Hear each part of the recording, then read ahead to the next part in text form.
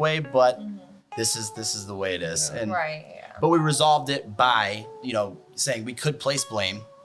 The seller would have been fine with, like, oh, I can see where the mistake was made. You guys are fine. Don't worry about it. But it was resolved through, just remember you're on the red dot list. My name is Kevin McIntosh, and this is the Closing Table, where we talk to experts about their experience in real estate all across the country. Let's go.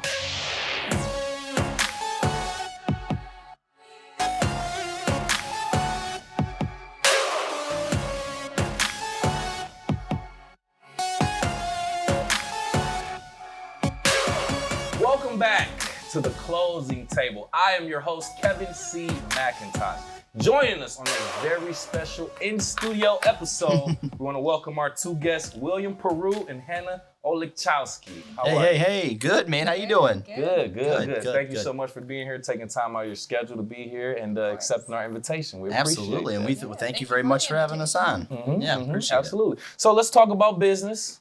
First, I kind of want to get into who you two are as people, separate the person from the profession. So individually, you can answer this, but I want you to, in 60 seconds or less, tell me who you are outside of real estate, please.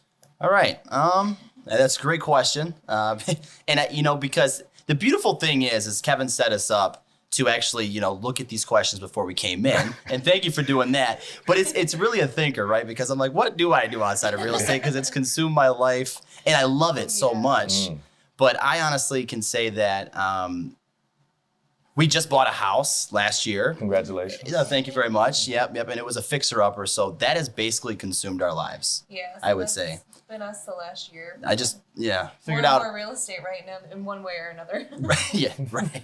But I figured out, like, am I handy? Do I still got it? Like, because before I was in construction, I enjoyed doing that, but I was out for a long time. So to pick the hammer back up and, it's been a good time. But yeah, that's pretty much been it. Good. Yeah. Okay, cool. So you got a lot going on outside of, real estate, just purchasing a home and everything. But like you just said, it seems like real estate is life. Yeah, right? Essentially, yeah. But a good life. Is. Good life. It's a lifestyle, Yeah. as it should be. I respect that. I respect that. Speaking of your real estate business, let's talk about it, right? So if either one of you can answer this or both, I want you to describe your real estate business, right? Go over a few key details if you don't mind. How long you've been licensed, your niche or specialty if you have one, and or any notable achievements, please. Okay. All right. Well, 4 years we've been in the business, going on 4 years, I should say. Okay. And it really hasn't felt like it. So, It has, it's kind of flown by. Yeah. 4 years, yeah. Now that I'm thinking about it, 4 years. Yeah, because I would say any other job that we've had previously, you could really count the days, let alone forget the years. So, this has flown by. 4 years has been, and it's been a great 4 years. It has. I think it's because we enjoy it so much is why it's flown by. It's really become like a huge passion of ours without really knowing it before we got into it, Yeah. Good. Yeah. It's been a great climb so far. I would say a niche that we have though, and we both agreed, was in the very beginning we didn't want to go back to the 9-to-5 job, and this was like right around COVID. Yeah. So really people were getting laid off, and we kind of ran into that, and so we were like, we had so much time away from work. They were like, it's time. It's time that we make that choice. Yeah, a lot of time sitting on the couch, and we said we're not going back. But the niche I think we gained was we both came from the service industry. Like I worked in construction, but most of the time we were serving, we were bartending and so on. But we really enjoyed talking to people, helping them out. Yeah. And this was just next level, and it's really rewarding. It is, yeah. So the niche I think is just that we really care about our people. We're very good at creating more of like a personal relationship with them versus like a total business aspect. Of course, the business is in there. But outside of that, while we're showing houses mostly too, and even at like the listing, our listing presentations, we're really, really well at getting to know people and making them feel comfortable with us so that they're not, it's not just steadily focused on real estate and the stress of that. Yeah, because it can be very stressful for buyers and sellers, and our goal, and we come to this is like, yes, we have to take it very seriously. It's a very big purchase. It's a very big asset if you're selling. Yes. But we really want people to remember this experience as not being super stressful, even though it can be. So our job is to counsel you and advise you through it. but we really try to make it fun. That's my biggest thing. I like to have a good time. So that's always what I'm working towards. Yeah. I can see that just based off your energy, you two coming in here bubbly, sharing laughs and whatnot. And, just the chemistry, it just seems natural. It seems like you two are fun. You like to talk to people. Yeah, Me working in the service industry myself, I get it. Yeah. You have those one-on-one interactions with people and it can make or break your day. Depending on how you treat them and how they Yeah. treat you. So you have to come with that approach of being personable, being approachable and things like that. So absolutely. that service industry teaches you that. That's good to know. You were in the service industry too. Yes, See, many different areas. Man, it can sculpt you as a person because you're dealing with all different walks of life, and I think that really helped us. One of the biggest things that helped us in getting into this is because you stumble across some different kinds of people, especially in real estate, let alone when you're in a bar setting. Exactly. So it can help you out a lot. Yeah. Cool. I know it definitely helped pull me out of a bubble because I was very shy up until I was probably 16. I was very to myself, but once I got into really it was Red Robin that did it for me because that was my first busiest restaurant that I worked in. So I had to come out of my shell. Red Robin. Yum. I'm hungry now. Look. I'm thinking about that bonsai burger right now. Perfect. Where are we going after this? All right, so we talked about your business, talked about your show. Let's talk about where you do your business now. I want you to describe your market that you're currently serving twofold. One, geographically. Give as much details for someone who may have never been to your market, what it's known for, things to do, landmarks, things like that. And then describe what's going on economically, any data, statistics regarding real estate there. Okay. All right. So we're in Southeast Michigan, right by the Detroit River. So we call it downriver. Right. I grew up there, native there. And so I absolutely think it's beautiful. But geographically, the landmark is the Detroit River, I would say. Yeah. You can't miss it. Other than that, I'm forgetting your questions. Now I'm thinking about the fact that we're in October and I'm thinking about the water now. I can't go out of the boat, so I'm a little depressed about that. But geographically, that's where we're located. And if you don't know about downriver, I'm pretty sure you can Google it and you get all kinds of. You'll get a little map of it and it'll show you all the cities that are considered downriver. Yeah. Of course, we go outside of that as well, but mostly because that's where we grew up. That's where we know people, and usually 9 times out of 10, you stay in downriver. Correct. Because you know the area, you already got a job there, your family's there, all that stuff. You ever been there? I have, actually. I lived in Brownstown a few years ago. That's considered downriver, correct? Yeah, yeah, that's downriver. Yeah, Brownstown's a beautiful place, too. Yeah. Right up next to Gibraltar. And, Yep, everything out there. Yeah, it's a different environment. It's different pace than being in the city also. Yeah. So, but I like it. It's peaceful. That's what I will say. It seems very peaceful, the energy there. Yes. So. Yeah, we got good areas. I don't know. I think it's, and again, I'm going back to this again, but just being closer to the water, I just think it brings out the best in people. I don't know. It's just me. Especially Wyandotte, because Wyandotte is literally, might as well be, it's right against the water. And there's so much to do in Wyandotte. There's so many bars. There's the River Walk. And again, there's just a million restaurants that are right by the river too. Good. So in the summertime, it's a really great place to go check out. Yeah, beautiful place to live, and there's lots of culture. I can say. Just, yes, especially that's a good point. The houses and everything, because there's a lot of them are very old. So you walk in and you can just tell by the architecture of it. Interesting. Very nice. Do you have any information regarding data, statistics, any average price points, days on the market, that type of thing? How has the market shifted since the beginning of the year? Yeah, definitely. We actually just sat down and we're looking at statistics for the downriver area. Because, and I can openly admit this, we pay attention pretty regularly, but because I seen it on Kevin's questions, and again, I have to say thank you for doing that for us. But it's weird right now because we're seeing a little bit longer for days on market. The houses that are really nice, they're flying off just like they were before, multiple Nothing's offers. But I'm seeing it again. We had a slight shift at the end of last year too.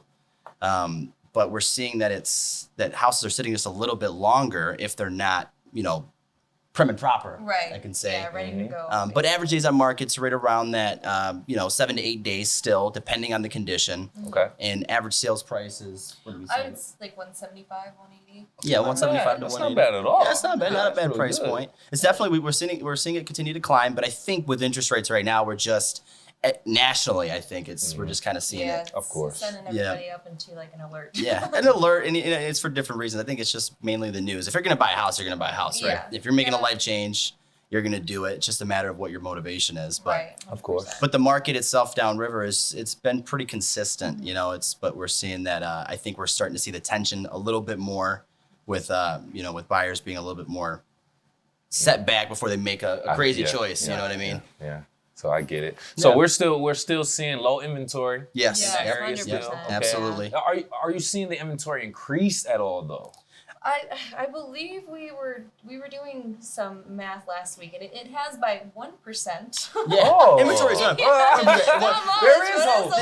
And that is the entire Southeast Michigan. So we're counting in Monroe, but we like to look at it like just to really get a good look at the whole market in Southeast Michigan, primarily in downriver. I know it's a little bit different that way, but 1% inventory increase, and I think it has a lot to do with some of those other houses sitting a little bit longer. Yeah. But we are seeing more sellers come into the market. So yeah, it's definitely went up. And I think that's where it's going to play a part where buyers have more options. So sellers got to give a little bit more than just throwing it on the market and it flies. 100%. Yeah. Get it. Yeah. But good times. I'm happy either way. I'm happy to see. I'm happy to see a time where buyers have a little bit more flex and they're not as stressed.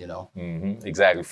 Especially first-time home buyers who I definitely feel as me being one in the process. We're right there. Yeah, we're right there with you. All right. Beautiful. So I see there is you all are privy to something that's called the National Faith Program. Yes. It's a down payment assistance program, which I love to hear about, by the way, helping people purchase homes. Yep. But can you talk about basically some of the key aspects of this program and how it can be beneficial for potential home buyers, please? Yeah, absolutely. So National Faith, and we've worked on a few different transactions with this, but it's one of those down payment assistance programs. There's MISHA as well, but the reason I refer that to is because one runs out of money and one doesn't. National Faith does run out of money, so we don't push it as much because some people come to us and then we have to break their hearts with a specific area where they don't have any money. Gotcha. Yeah. So it's allocated to different areas, and specifically we do a lot of business in Lincoln Park, Michigan, and they have the money right now. Yeah, and but Westland and Livonia do as well. And usually it's not all of Wayne County. There is a few, which I believe is Dearborn Heights, and there's Canton. Okay. Those ones do not give the funds at all. And that's why I say break people's hearts because, But National Faith, for the specific areas, basically you only need $1,000 of your own funds. Okay. I can't remember what the purchase price went up to. I get that just confused, and I should have a note card on me right now because I knew that question was coming. But I have it written down. there is a household income. There are different things that we can talk about and elaborate more. But so I know the household income is $53,000 if you're on your own, and then it does go off of like your who's in your household, and which includes kids as well. And then it can go up to $100,000 up to 8 people. Yeah. Okay. So of course, if you're making $200,000 a year, then you probably don't need the down probably payment not assistance. Yeah. You don't need the down payment You might assistance. want to go conventional or something. Yeah. Go to regular. But we just had some clients who, and of course, your credit score. Because a lot of people say, "What's the minimum credit score requirement for this program?" And there is no minimum credit score. I mean, but you still have to go through the underwriting process. Right, so, 580 is as low as you can go on an FHA loan. So if we can get you approved there and you can pass the underwriting process, National Faith will give you the money. So there's no minimum requirement, but you still have to pass the lender's guidelines to get to that. And then the lower the credit score, of course, the more that they're going to ask for. So it does add a little bit more time. Yeah. I love down payment assistance programs. I've heard of MISHA. I've heard of a few different ones. I know different townships and municipalities also have their own. Yeah. So that's always interesting as well. So it's good to know that your agents, that you know of different programs, that you're sharing that with your clients also. 100%. Something to take advantage of. Yeah. Great. A lot of people aren't aware of it, and they think that buying a home, you got to come to the table with $20,000 down. So it's like these programs can really just make the dream of being a home buyer come. Perfect. Yeah. All right, so I'm gonna be honest. Having this conversation with you two, you seem like very nice people. Yeah. I what you don't know is what you don't see. I'm kidding. But I know that all transactions don't go as nice as you are. Right. Sometimes you have hiccups with other agents maybe across the table. Yes. Any stories you can share with me and our audience of you having an intense disagreement with an opposing client's agent by any chance? And how you resolved it, of course. Yes. Yeah. Oh, One man. comes to my mind. And he's on our, what do we call it? Call it our red dot list. Yes, you got to have a red dot list. And that's just in life in general. You have to have the people that you just red dot. Well, We'll just watch out for them in the future, you know? Yeah. Do you want to tell the story or? I mean, we could go either way. I think that I'm a little bit, I get more upset about it just because, so basically let me lay it out. So we had a listing, and I got to be careful on the sensitive information you release. Of course. We had a listing and, we were very adamant about VA loans, Veteran Affairs, right? Because they serve our country, and in a market where inventory was so tight, a lot of times it was either you're going for cash or conventional, and sometimes just people aren't aware that VA loans are not necessarily doesn't make the buyer not a strong buyer. It's just a benefit they get from serving this country. Correct. So why not use it? So, at every listing appointment, we go over this. Like, this is why we offer these type of financing. This is why we want to look for these kind of offers. And in point blank, this offer was the best written offer, but it was a VA loan. And we were very adamant about our seller accepting it for many reasons, but that was one of them. And throughout the transaction, everything went smoothly. But the agent, the purchase agreement was just a little bit manipulated as far as the taxes were. Purposefully tricked a little bit, if you really looked at it. He or she really looked at it. But, so anyway, the box was checked. We were very, just first of all, because both of our grandparents were veterans. We're veterans, so. And this actually. The seller's grandfather was too. So. Yeah. Okay. And he was, he was. Yeah, that's right. Looking back on it. But anyway, the buyer, everything went really, really well. It was just that the taxes got a little confusing there. Yeah. And it was a mistake that we made, right? We did not verify. And you have to be able to admit to your mistakes. Okay. It's just that simple. We didn't verify. I mean, it was obviously manipulated to the point where it could have been taken either way. Yeah, because both the boxes were checked and, Yeah, it's just tax prorations, right? So how are the taxes being paid? In a market like this, it's just very uncommon to see where you would say that, a seller is going to take care of the buyer's, property taxes, prorations. Because Wayne County, we pay our taxes in advance. Correct. So the seller always, or usually 9 times out of 10, right, unless special situations come about, the seller gets credited back because he's already paid a year in advance. Correct. Yes. So. But anyway, you can go. You can go. Okay. Oh yeah. So because I take this, it gets me a little emotional just because I was upset about how it played out and how this agent was, because we were on such good terms, and it just you learn about people as you go. Either way, it doesn't matter what industry you're in. But check the box, and come to find out at closing, we get the closing documents. And it just shows that the seller, our client, was going to be, I think it was like around $1,400-$1,500. And I said, whoa, we stopped it right there. He was none the wiser, right? We review every all of our paperwork with our clients before we close, just to verify. And we seen that he was not getting prorated his taxes back. He was paying them. And of course, looking back at the purchase agreement one more time, we said, you know what, this was, honestly, we should have questioned it. It was a mistake that we made. So we ate that directly out of our commission. Yeah, because we're going to let somebody else pay for our mistake. But the disagreement with him, with the agent, went as follows, and he was basically like, oh, yeah, I'm sorry. This is what the buyer wants to close the terms of the contract. Right. But it was very vague. It was vague. And everybody, both brokers agreed, and they said this could have been taken either way, but this is the way it is. Yeah. And, but we resolved it by, saying we could place blame. The seller would have been fine with, I can see where the mistake was made. You guys are fine. Don't worry about it. But it was resolved through, just remember you're on the red dot list. That's where it ended, right there. Right. I love how you brought that full circle. Yeah. Oh my goodness, I wasn't expecting that. All right. But listen, that's very honorable of you to just take that on the chin like that. I mean, it was, at the end of the day, it was our mistake. We're the professionals. We're the ones that really look over and know the contracts, and we're the ones that should have caught it. And anything, even being in agreements with everything that could have been taken either way. At the end of the day, hey, you know what? It should have been something that we addressed. So that's where I'll take complete, all the blame on that. But is what it is. I'm still thinking about that 50. Karma works its way. It does. I know, right? It's crazy. But no, you two did the right thing by owning up to it. Didn't point fingers. Didn't want it to linger on and drag out without a solution. Let's just get the solution and get it past for our client. I get that. Yeah. Better people than me, because I would not be. I wanted to be a different person. We weren't happy. I did want to be a different person, but hey. All right, so I remember, if I'm not mistaken, Will, you mentioned a significant event during the transaction that could have gone wrong. I don't know if this is the same one, but it involves splitting title and combining lots. Yes. Very interesting. This is fun. Without, of course, revealing the sensitive information and details, could you elaborate on how your representation and problem-solving skills basically, turn the situation around for a solution?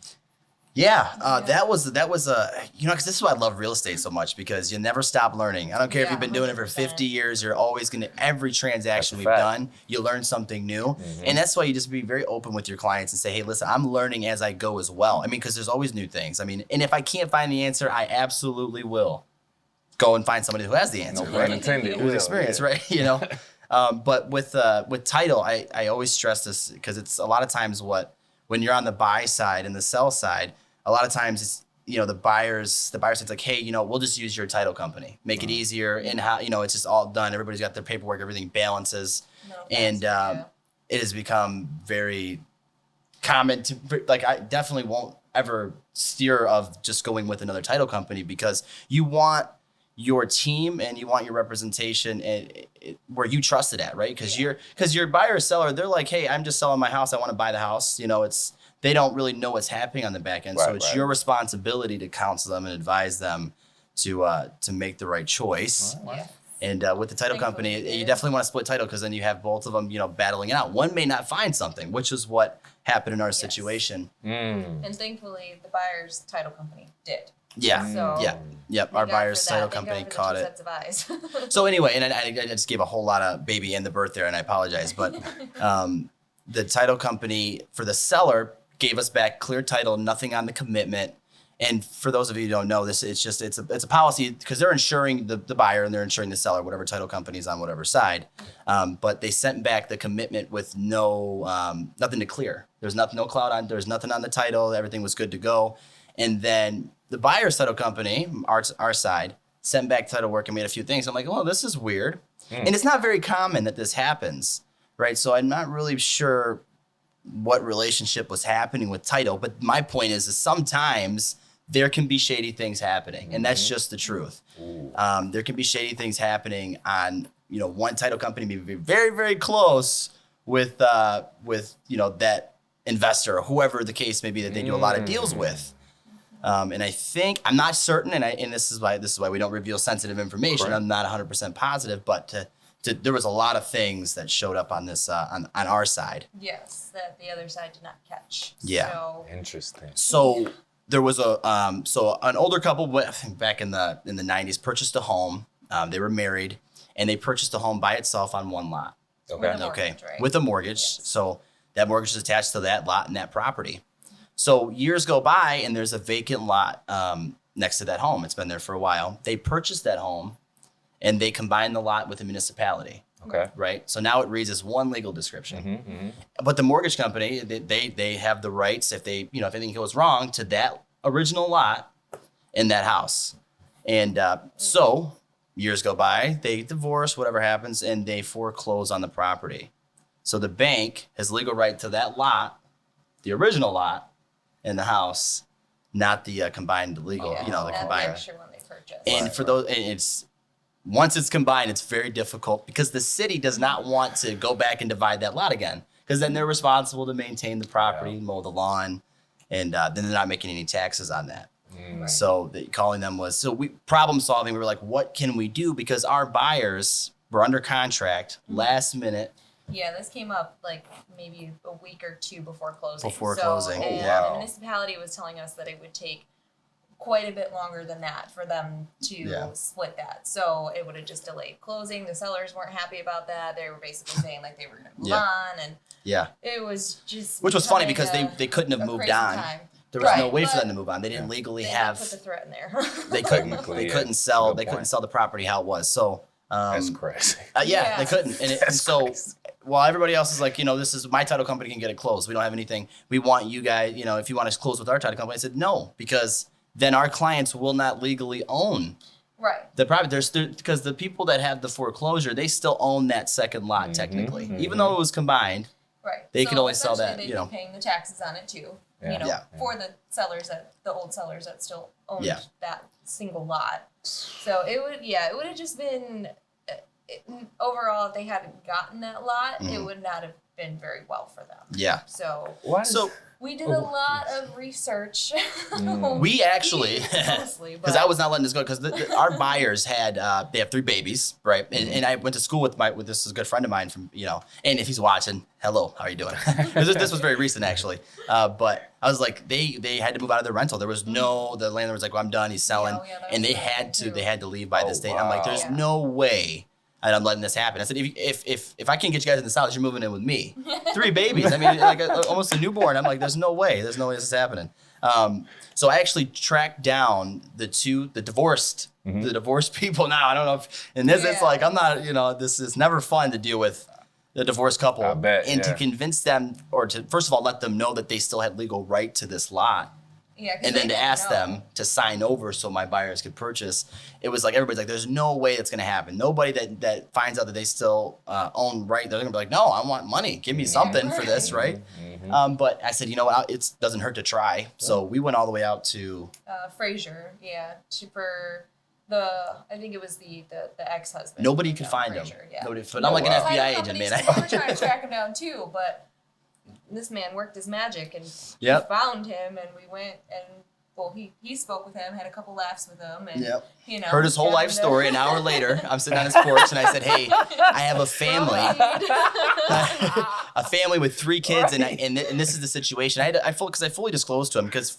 Do the right thing. I let him know that he still had legal right to this property. He said, you know what, I don't care anymore. I never have to talk to her again, which is his wife, which is funny, whatever. And he signed the quitclaim deed, and then I found her, and she was her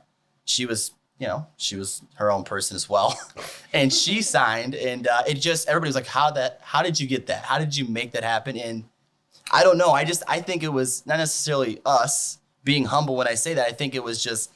The good Lord, it was like this family needs a house, and obviously everybody in their circle is pushing to make it happen. So here it is. Right. Yeah. And they closed on it. Yeah. I like that. And they got an additional lot with the garage that we didn't know they were going to get. A nice big 2.5 car garage. Really? Yeah. Wow. So, look at that story right there. Yeah. First of all, why does it always seem like things involving the city takes longer than what it should? It's like, just go to the office and just do it. You would think it'd be that easy. I wish it was that easy. Right. I mean, I can't speak for them, but they do what they You're want, absolutely right, I don't know. man. Everything. Absolutely right. Anyway, but that's good though. You do your due diligence. So I don't know if this question applies, but what do you think you could have done to prevent that earlier? Is there any possibility to kind of avoid that hiccup, that hurdle later on? Well, so the thing is with when you're doing on the buyer side, you run title as well. Like you let your title company know what's going on. So I guess because the seller's responsible to clear title. So their title company's on that, and obviously that was where we kind of laxed a little bit. Said, okay, well, their commitment should tell us, and then our title company is making sure that gets done so they can ensure the policy and not have any worries, right?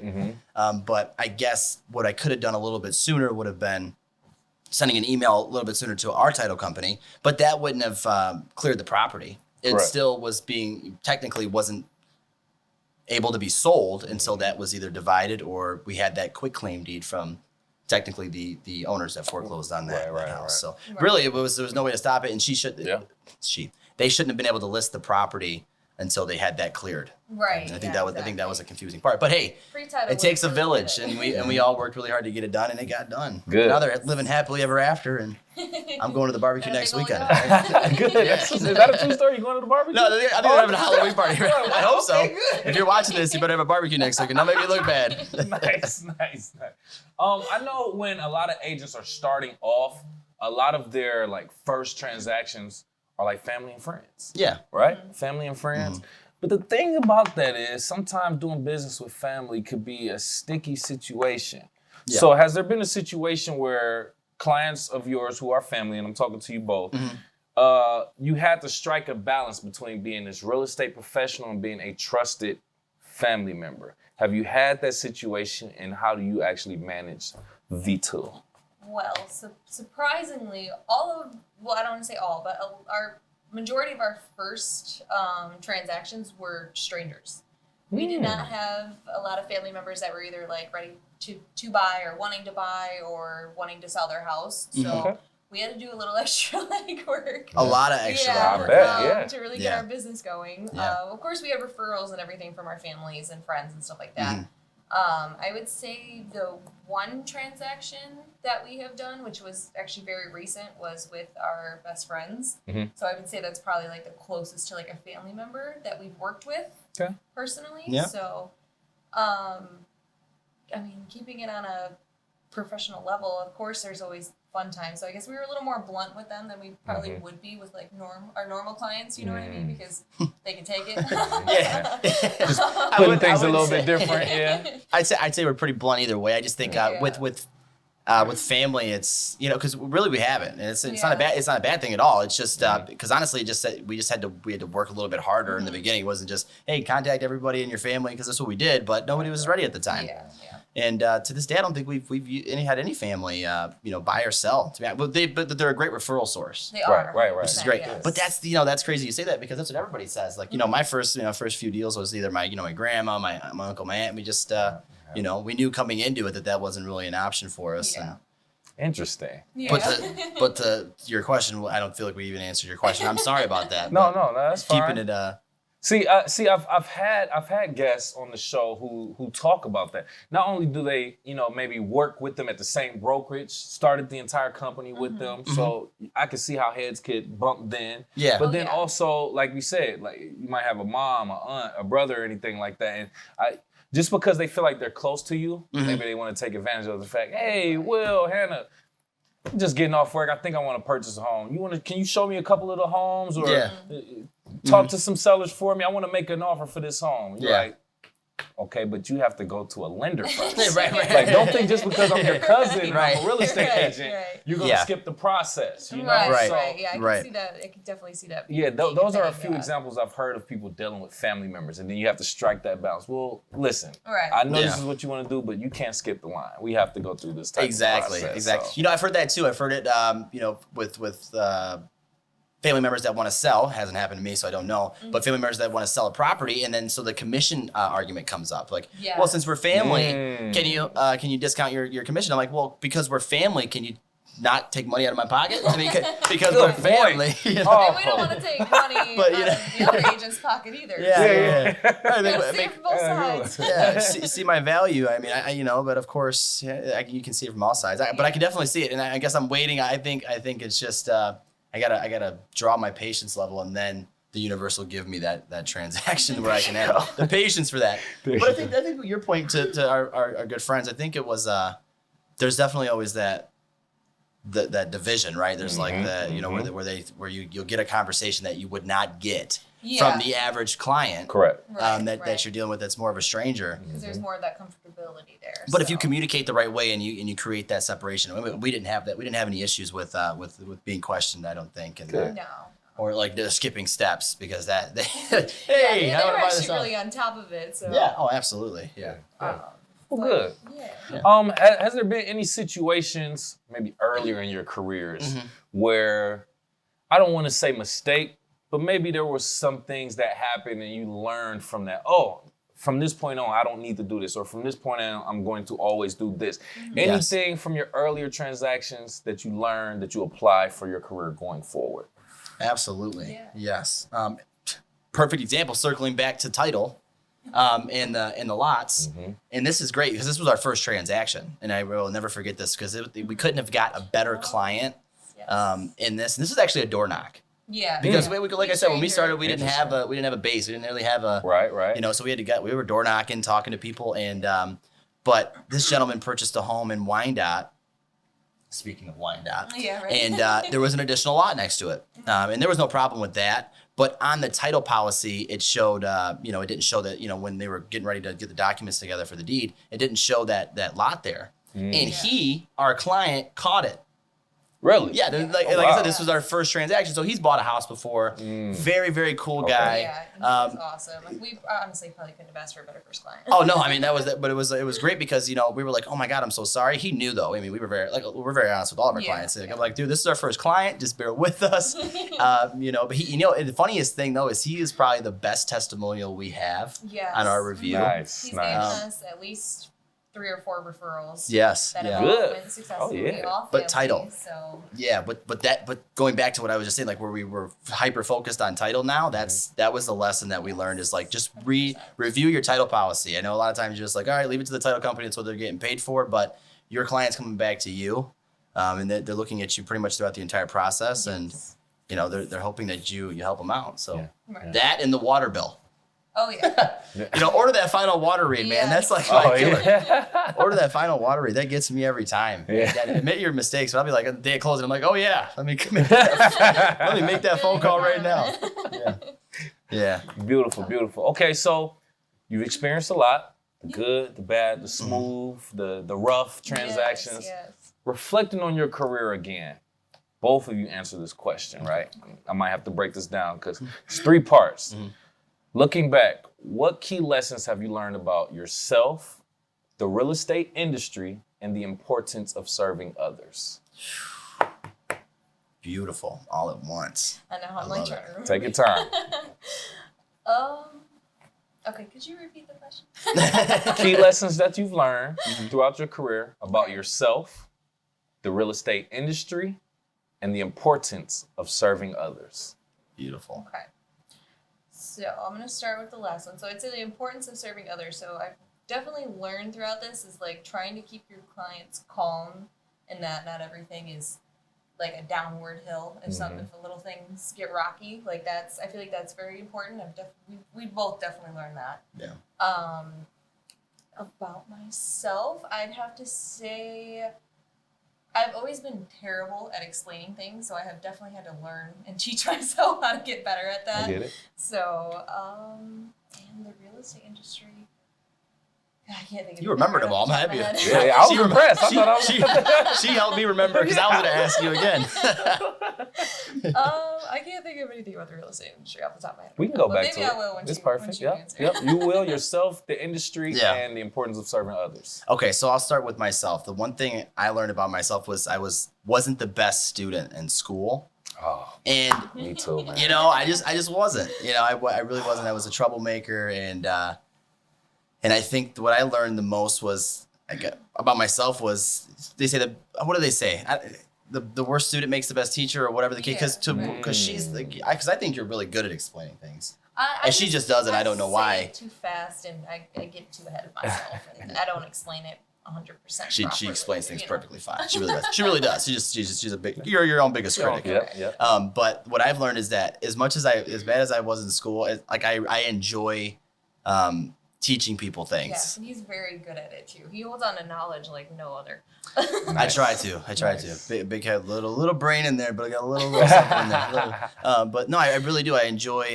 So I reflect a lot on how I was as a student, and I always think like, man, it takes a lot to have the patience to deal with that. So I learned about myself is you just humbled myself a little bit on that, and the real estate industry is not anywhere what I thought it was. Yeah, I can say that too. Yeah, no, definitely. Really? There's so much more to it than like it meets the eye. You know what I mean? Oh, It's yeah. not just walking into a house, writing an offer, and then you're done. Yeah. There's so much more in between, especially after you get an offer accepted. Yeah, for sure. Good point. For sure. So with I don't know, with like especially in the real estate industry when I first got into it, like the 20% down thing, that's one thing, right? Yep. And like what Hannah just said, so you come in and you think, hey, just sell my house, it's that simple. There's so much more involved. And I think about like as an adult when you have a child, you think about, like why do they keep acting like this? Why do they, if they're acting up or they're misbehaving? And it's easy to think or to forget what it was like to be a kid, at that age. Yeah. So I always think when I'm dealing with the client that I just feel like, we're just not on the same wavelength just for a split second. I try to remember what it was like before I got into real estate. People, you don't know what you don't know. right? You got to be taught, and you also got to remember what it's like to sit on the other side. Correct. Yes, right. yes. That way you can be a better advisor to these people that trust you to help them get through it. Right. It's not always that they just want to be argumentative with you and they're questioning you, and it's just because they don't trust you. It's that they need to just be counseled, and they're handheld. That's what they're hiring you to do. Right. Great point. And then I don't know if I missed one. No, you went over the importance of serving others. I think that kind of ties into that. Yeah, I think the importance of serving others. I mean, that's the most important thing. I feel like if I'm not out socializing and feel like I'm helping somebody, I get like depressed or something. You know what I mean? I don't know. That's extreme. I know. I do. It is. Like if I'm cooped up in the house for too long, I really do. I start to feel like, am I losing my social touch? I got to get out. I got to feel like I'm helping people. That energy for people for sure. I like that. I definitely get, but this is a really fulfilling path for us, I think, for sure. Oh yeah, I think so too. I think in both ways. Over the last, really ever since we got into it, I really feel like this is kind of like what we were meant to do, which I know sounds cliche, but. Great. And then we all end being here on the closing table, just sharing that knowledge. Yeah. Thank you so much, Will. Thank you so much, Hannah, for actually coming here in studio for the closing table. We appreciate that. At this point, if you two have any last words and or want to tell people how to reach out to you, please do so now. All right. Well, we are officially Snap It Sold, powered by Real Estate One. We're trying to build that brand right now. So logos put together, and we're working that out. You can reach us. I don't want to sound like a salesman, though. But that's what we are, honey. That's what we are, right? You can simply reach out to us, 313-463-3891. That's my cell phone. Yes. The you email can find us on Facebook, too. Yep. Email, I feel like, that's for the old times. Come on. Send it over on a fax. Yes. I don't know if our names will be included in this because we have funky last names, the both of us. Yes. So, but you can find us on Facebook. The names, we will have the names in the description and everything. All right, beautiful.